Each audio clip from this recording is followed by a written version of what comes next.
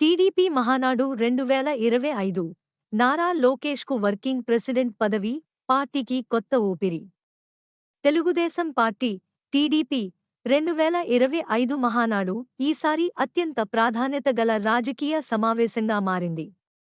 ఈ మహానాడు మే 27 నుంచి 29 వరకు కడప జిల్లాలో వైభవంగా నిర్వహించనున్నారు. పార్టీ భవిష్యత్తు ప్రణాళికలు, పాలనలో తీరుతెన్నులు, కొత్త నాయకత్వ నిర్మాణం వంటి అంశాలపై చర్చించేందుకు ఈ సమావేశం ఎంతో కీలకంగా మారింది. టీడీపీ అధినేత, ముఖ్యమంత్రి నారా చంద్రబాబు నాయుడు తనయుడు నారా లోకేష్ను పార్టీ వర్కింగ్ ప్రెసిడెంట్, అంటే కార్యనిర్వాహక అధ్యక్షుడు, గా నియమించే ప్రతిపాదనపై ఆమోదం తెలిపినట్లు పార్టీ వర్గాలు తెలిపాయి. దీనిని అధికారికంగా మహానాడు వేదికపై ప్రకటించనున్నారు.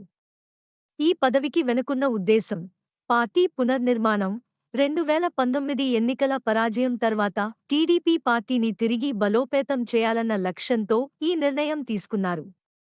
యువతకు ప్రాతినిధ్యం, లోకేష్కు వర్కింగ్ ప్రెసిడెంట్ పదవి ఇస్తే యువతలో పార్టీ పట్ల నమ్మకం పెరుగుతుందని నేతలు భావిస్తున్నారు. అనుభవం మరియు తత్వం, సైబర్ సెక్యూరిటీ, విద్య, అభివృద్ధి రంగాల్లో లోకేష్కు ఉన్న అనుభవం, విదేశీ విద్యతో కూడిన ఆధునిక దృక్పథం పార్టీలో నూతన శక్తిని తెచ్చే అవకాశముంది.